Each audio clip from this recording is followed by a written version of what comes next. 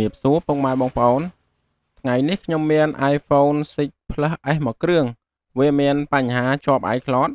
ពេលដែលវាមានបញ្ហាជាប់ iCloud ហើយគឺមានបញ្ហាជាប់សោបែបនេះពេលដែលយើងធ្វើការដោះយូរទៅវានឹងចាញ់បែបនេះអញ្ចឹងពេលដែលយើងបុកទៅគឺនៅជាប់ iCloud ប៉ុន្មានបង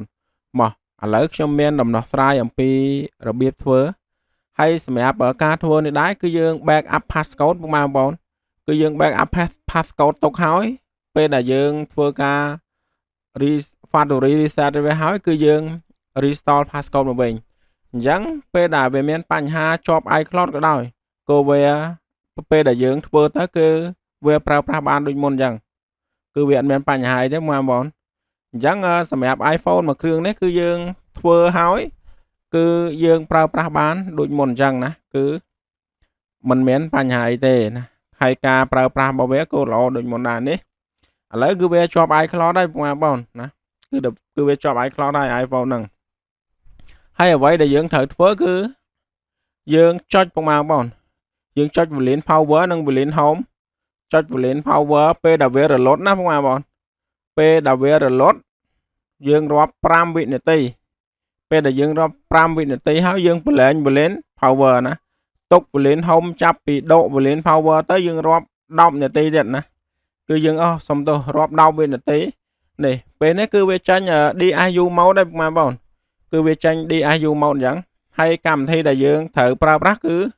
Unlock Tool ណាបងប្អូនគឺវាធ្វើបានល្អមែនតើមកឥឡូវយើងចូល Unlock Tool របស់យើងគ្រាសយក model វាបងប្អូនណា model វាគឺវាមាននៅក្នុងកម្មវិធី download វាគឺតម្រូវឲ្យបងប្អូនទៅ download អត់អីទេបើបងប្អូនមានកម្មវិធី Unlock Tool ហើយគឺកម្មវិធីនេះ free ទេណាពេលដែលយើងចុច select វាហើយគឺយើងចុចកន្លែងនេះបងប្អូនកន្លែងដែលបងប្អូនបានឃើញមុនហ្នឹងបន្តិចណាហើយយើងធ្វើការរងចាំវាបន្តិចមកហើយសម្រាប់ពុកម៉ែបងប្អូនដែលមានចម្ងល់ឬមានបញ្ហាអំពីរបៀបដោះហ្នឹងពុកម៉ែបងប្អូនអាចខមមិនសួរបានណា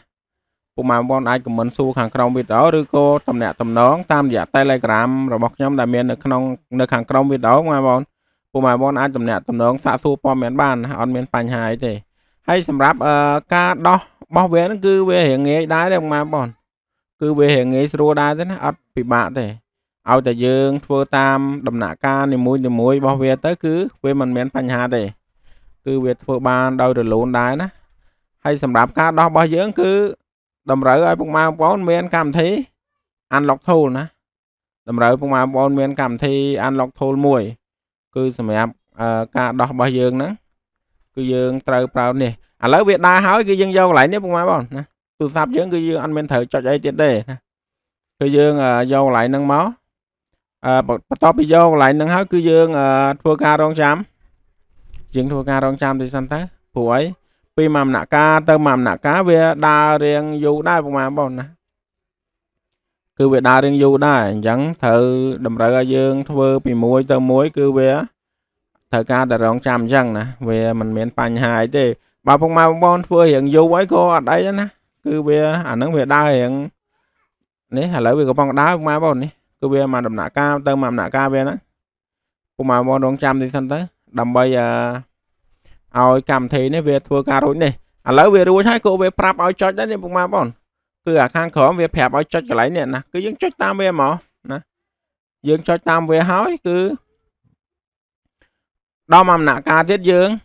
ដំណាក់កាលនេះគឺជាដំណាក់កាលយើង backup ណាគឺយើង backup passcode ទុកយើង backup ទុកហើយដើម្បីពេលដែលយើង erase វាហើយយើង restore passcode នឹងមកវិញណាមកឥឡូវនេះ passcode យើង backup ទុកហើយអញ្ចឹងពេលដែលយើង backup passcode បានហើយទូរស័ព្ទហ្នឹងអត់បាច់ខ្វល់លោកម៉ែបងពុកម៉ែបងចង់បុកចង់អីមិនក៏បានណាបើពុកម៉ែបងអត់ធ្វើការ restore វាក្នុង Unlock Tool នោះទេពុកម៉ែបងអាចធ្វើការបុក program វាបានណាតែឥឡូវនេះខ្ញុំធ្វើការ restore ឲ្យពុកម៉ែបងប្អូនណាគឺក្នុងកម្មវិធីនេះគឺវាមាន function សម្រាប់ restore ដែរអញ្ចឹងវាមិនបាច់ឲ្យយើងទៅបុក program អីវែងឆ្ងាយទេយើងគ្រាន់តែធ្វើការ restore តាម function របស់វាហ្នឹងមកពេលដែលយើងធ្វើការ restore ហ្នឹងវារៀងយូរដែរបងប្អូនណាវារៀងយូរដែរយើងត្រូវការរងចាំវាបន្តិចទៅប៉ុន្តែក្នុងវីដេអូនេះខ្ញុំសូមខាវីដេអូឲ្យលឿនបន្តិចកុំឲ្យខាតពេលវេលារបស់ពុកម៉ែបងប្អូន ឥឡូវយើងបន្ទាប់ពីការរងចាំហើយយើងវាបានដើរដល់នេះពុកម៉ែបងប្អូនមកឥឡូវយើងទៅ activate វាពុកម៉ែបងប្អូនតើវាជាប់ iCloud ឬក៏មិនជាប់ហើយពេលដែលវាជាប់ iCloud យើងទៅធ្វើជំហានបន្ទាប់របស់យើងទៀតឥឡូវឃើញថា iCloud វាមានហើយពុកម៉ែបងប្អូនមកឥឡូវយើងទៅចុចDSU mode ពុកម៉ែបងប្អូនណា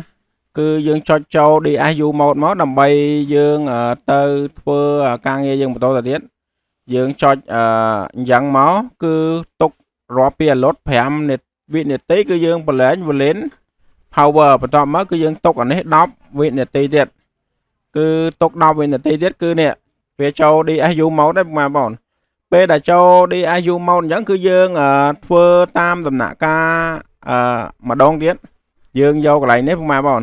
ហើយដំណាក់កាលនេះគឺយើងធ្វើដូចមុនទេបងប្អូនអត់អីទេគឺយើងធ្វើការរងចាំបន្តិចសិនទៅហ្នឹងហើយបងប្អូនបន្តទៅទៀតយើងចុចទៅតាមដំណាក់កាលវាទៀតមកគឺយើងចុចទៅតាមដំណាក់កាលដែលយើងធ្វើពីដើមវីដេអូហ្នឹងបងប្អូនគឺយើងចុចធ្វើអញ្ចឹងម្ដងទៀតមកហើយបន្តមកគឺយើងធ្វើការរងចាំហើយបន្តមកទៀតគឺកន្លែងនេះបងប្អូននេះគឺវាប្រាប់ឲ្យចុចកន្លែងហ្នឹងម្ដងទៀតអញ្ចឹងបងប្អូនចុចតាមវាទៅពេលដែលយើងចុចតាមវាគឺវាចេញចេះពេលដែលវាចេញអញ្ចឹងហើយយើងចុចកន្លែងនេះមួយទៀតណាកន្លែងនេះគឺវាយើងត្រូវ restore passcode នឹងចូលវិញណាបងប្អូនយើងធ្វើការ restore passcode នឹងចូលវិញមកគឺរួចរាល់ហើយអញ្ចឹងដំណាក់កាលរបស់យើងគឺមានតែប៉ុណ្្នឹងបងប្អូនគឺវាបានសម្រេចណាគឺវាបានសម្រេចគឺអត់មានបញ្ហាអីឥឡូវយើងធ្វើការរងចាំឲ្យវាកម្មវិធីនេះដំណើរការទៅគឺអត់អីទេណាឥឡូវយើងធ្វើការរងចាំសិនវាកំពុងតែធ្វើការ restore វាកំពុងតែធ្វើការ restore passcode ដែលយើងបាន backup ទុកបងប្អូននេះមកឥឡូវវាធ្វើការ restore passcode ហើយយើងធ្វើការរងចាំតិចទៅបងប្អូនមកឥឡូវយើងបន្ទាប់ពីការរងចាំមកគឺម៉ាស៊ីនវាបានដំណើរការរួចហើយបងប្អូននេះគឺវាដល់អញ្ចឹង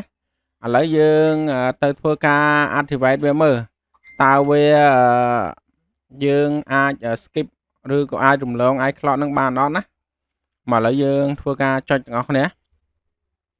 ដំបូងយើងត្រូវការដាក់កូដ Wi-Fi ឬក៏ពុកម៉ែបងប្អូនមាន SIM ពុកម៉ែបងប្អូនអាចដាក់SIM បានពុកម៉ែបងប្អូនអត់អីទេគឺយើងអាចប្រើប្រាស់បោះ SIM បានដែរណាតែបើសិនជាពុកម៉ែបងប្អូនអត់មាន SIM ទេគឺយើងអាចប្រើប្រាស់កូដ Wi-Fi ឬបណ្ដាញផ្សេងសម្រាប់ activate ម៉ាស៊ីនគឺពួក iPhone គឺវាទាអញ្ចឹងណាបងប្អូននេះឥឡូវយើងធ្វើការ skip នេះយើងធ្វើការ skip បានហើយបងប្អូនគឺអញ្ចឹងសម្រាប់iPhone 6 Plus S មួយគ្រឿងនេះគឺវាមានបញ្ហាជាប់ iCloud និងជាប់កូដដៃហើយច្បាស់ណាស់បើយើងបុកទៅប្រកាសជាជាប់ iCloud ដែរឥឡូវយើងមានវិធីសាស្ត្រធ្វើណាបងប្អូនបើមានបញ្ហាអញ្ចឹងកុំតណាបុកអាចទស្សនាវីដេអូនេះសិនបានគឺយើងអាចធ្វើបានគឺធ្វើឲ្យគឺប្រើប្រាស់បានដូចមុនអញ្ចឹងនៅក្នុងវីដេអូនេះគឺមានតែប៉ុណ្្នឹងទេបងប្អូនជាចុងក្រោយកុំភ្លេចជួយចុច Subscribe Channel មួយហង Follow Page Like Share ដើម្បីជួបគ្នានៅវីដេអូក្រោយអរគុណជំរាបលា